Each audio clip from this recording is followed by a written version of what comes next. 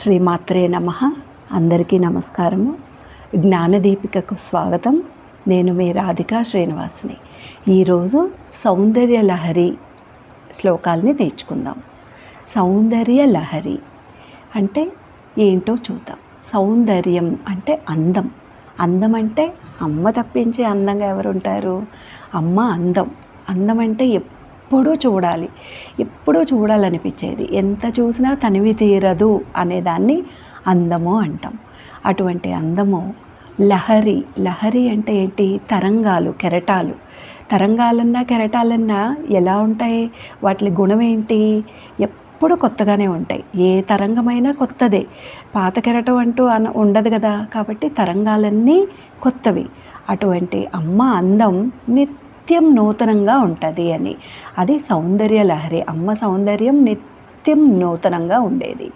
అటువంటి సౌందర్య లహరిని ఆదిశంకరాచార్యుల వారు రచించారు. ఇది 100 శ్లోకాలతో కూడి ఉన్నదనమాట.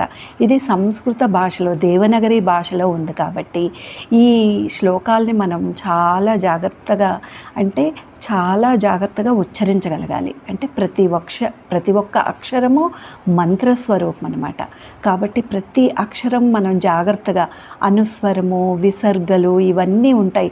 ఎక్కడ ఆఘాతాలు పెట్టాలి, ఎలా పలకాలి, ఎలా ప్రొనౌన్స్ చేయాలి, జాగ్రత్తగా చూసి మనం గ్రామర్తో సహా ఈ శ్లోకాల్ని నేర్చుకుందాం. 100 శ్లోకాల్లో 41 శ్లోకాలని మనం ఆనందలహరి అని అంటాము. మిగతా 59 శ్లోకాలని సౌందర్య లహరి. కలిపితే పూర్తి 100 శ్లోకాలని మనం సౌందర్య లహరి అని అంటాము. కాబట్టి సౌందర్య లహరిలో ఫస్ట్ శ్లోకం నేర్చుకోకముందు మనం ఇవి నేర్చుకోవాలి, సౌందర్య లహరి నేర్చుకోవాలని అంటేనే మొట్టమొదటగా మనకు ఉండవలసింది ఏంటంటే అమ్మ అనుగ్రహం అనమాట.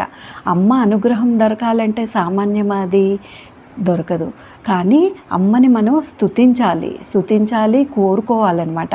అమ్మ నీ అనుగ్రహంతోనే ఈరోజు మేమందరం ఇక్కడ కూర్చొని సౌందర్య లహరిని నేర్చుకోగలిగే శక్తిని నువ్వే ఇవ్వాలి తల్లి మాకు అని అమ్మని ప్రార్థిస్తూ మనం నేర్చుకుందాం. కానీ అమ్మ అనుగ్రహం తొందరగా పొందాలి, వెంటనే ఎలా పొందేయాలి అమ్మ అనుగ్రహం అంటే ఏముండాలో తెలుసా? అది అమ్మ భర్త పేరు చెప్తే ఆవిడకి ఎంతో సంతోషం. కాబట్టి మనం తల్లి అమ్మ జగన్మాత అయిన అమ్మవారి యొక్క భర్త అయిన శివ అనే పేరు మంగళమైన శబ్దం. ఆ శబ్దంతో మనం, ఆ పదంతో మనం ఈరోజు శ్లోకాన్ని మొట్టమొదటి శ్లోకాన్ని ప్రారంభించుకుందాం. మొదటి శ్లోకం. శివశక్త్యా యుక్తో యది భవతి శక్త ప్రభవితుం న చేదేవం దేవో న ఖలు కుశల స్పందితుమపి అతస్త్వామారాధ్యాం హరిహర విరించాదిభిరపి ప్రణంతుం స్తోతుం వా కథమకృత పుణ్య ప్రభవతి. సో ఇక్కడ అనుస్వరాలు, విసర్గలు ఎక్కడేమొచ్చినా జాగ్రత్తగా ఎలా పలుకుతున్నామో చూసుకోండి. ఓకే, దీని అర్థం ఎలా తెలుసుకుందాం? శివశక్త్యా యుక్తో. శివశక్త్యా యుక్తో, శివుడు శక్తితో కూడి ఉన్నప్పుడు మాత్రమే, శివుడు శక్తితో కలిసి ఉన్నప్పుడు మాత్రమే. వాళ్ళిద్దరిని ఎప్పుడు విడదీయలేము. ఎందుకంటే ఆదిశంకరాచార్యుల వారు అమ్మ వేరు అయ్య వేరు అని చెప్పలేదు. ఇద్దరిది ఏకత్వం, ఒకటే రూపం. అయ్యవారిలో అమ్మవారు ఉన్నారన్నమాట. అమ్మవారిది అయ్యవారి యొక్క సహజమైన శక్తి అమ్మ. సూర్యుడికి సహజమైన కాంతి ఎలాగో అలాగే అయ్యవారి సహజ శక్తి అమ్మ అనమాట. అటువంటి అమ్మ వేరు అయ్య వేరు అంటే అది తప్పు కదా. కాబట్టి వీరిద్దరి యొక్క ఏకత్వాన్ని చూపించేదే సమయాచారము అంటారు. అటువంటి సమయాచారంతో ఆదిశంకరాచార్యుల వారు ఈ మొట్టమొదటి శ్లోకాన్ని మనకి చూపిస్తున్నారు. కాబట్టి శివశక్త్యా యుక్తో, శివుడు శక్తితో కలిసి ఉన్నప్పుడు మాత్రమే, శివశక్త్యా యుక్తో యది భవతి శక్త ప్రభవితుం, అలా కలిసి ఉన్నప్పుడే శివుడు శివుడు ప్రభావితుడవుతాడంట. దేనికి ప్రభావితుడవుతాడు? ఆయన ఏ సంకల్పాలు, ఏ కార్యాలు, ఏ పనులు చేయాలన్నా అమ్మ శక్తి, అమ్మ అనే చైతన్యం ఆయనలో ఉంటేనే ఆయనకి ఆ సంకల్పాలు కూడా చేయాలని కూడా అనిపిస్తుంది అనమాట. ఆ కదలిక కూడా వస్తుంది అనమాట. ఆ సంకల్పాలు ఏంటి? సృష్టి, స్థితి, లయ అనే 3 కార్యాలు చేయగలడు. అటువంటి సంకల్పం దేనివల్ల? అమ్మ ఉంటేనే వస్తుంది.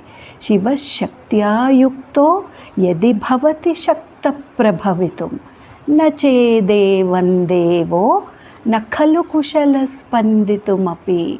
అయితే అమ్మ లేదు, ఆ శక్తి లేదు అని అంటే అయ్యవారు శివుడిలో కదలిక కూడా లేదంట, కదలిక కూడా రాదంట. అంటే అమ్మ లేకపోతే శివుడు నిర్వికారంగా కూర్చొని ఉంటాడు. దీపం ఎలాగా నిశ్చలంగా ఉంటుంది, ఆ కాంతికే పనులు ఎక్కువ అనమాట. ఆ కాంతి వెలుగు ప్రసరిస్తుంది అనమాట. అన్ని వైపులా ప్రసరింపగలిగే శక్తి కాంతికి మాత్రమే ఉంటుంది. పనులన్నీ కాంతికే. ఆ కాంతే అమ్మ. ఆ కాంతి ఉన్నప్పుడే, ఆ శక్తి ఉన్నప్పుడే ఈ నిర్వికారుడు నిశ్చలంగా కూర్చున్న శివుడిలో కదలిక వస్తుంది అనమాట. ఆ కదలిక వచ్చినప్పుడే ఆయనకి ఆ సంకల్పం అనేది వస్తుంది. ఆ సంకల్పాలే సృష్టి, స్థితి, లయ చేయాలనే కోరిక కలుగుద్ది ఆయనకి. సో నచేదేవం దేవో నఖలు కుశల స్పందితుమపి. స్పందించరు కూడా లేడమ్మా అమ్మ లేకపోతే, శక్తి లేకపోతే అయ్యవారు అని చెప్తున్నారనమాట. చెప్తూ హరిస్త్వాం అతస్త్వాం ఆరాధ్యాం హరిహర విరించి ఆదిభిరపి అతస్త్వాం ఆరాధ్యాం. అయితే అందువల్లేనమ్మా హరుడు విరించి అంటే బ్రహ్మదేవుడు ఆదిభిరపి, ఆది అంటే మొదలగు దేవతలందరూ కూడా, సమస్త దేవతలందరూ కూడా ఆరాధ్యాం నిన్నే ఆరాధిస్తున్నారమ్మా సమస్త దేవతలు కూడాను. కాబట్టి సమస్త దేవతలు కూడా హరి విరించలే కాదమ్మా, సమస్త దేవతలు కూడా నిన్ను ఆరాధించే, నిన్ను పూజించే వారి వారి కార్యాలు, వారి వారి పనులు వాళ్ళు చేయగలుగుతున్నారు. అటువంటి నిన్ను ప్రణంతుం స్తోతుం వా కథమకృత పుణ్య ప్రభవతి. అటువంటి నిన్ను ప్రార్థించాలన్నా, స్తుతించాలన్నా ఎన్ని జన్మల పుణ్యం కావాలమ్మా, ఎంత పుణ్యం చేసుకుని ఉంటే నేను నిన్ను స్తుతించగలను ఈ రకంగా. కాబట్టి అటువంటి పరమాత్మకే సాధ్యం కానిది మేమెంతమ్మా అనుకుంటూ ఆ అయ్యవారిని మొదలు పెడుతూ ఆ శివ అనే మంగళకరమైన శబ్దంతో మొదలుపెట్టి ఈ శ్లోకాన్ని పూర్తి చేశారు. శివాయ.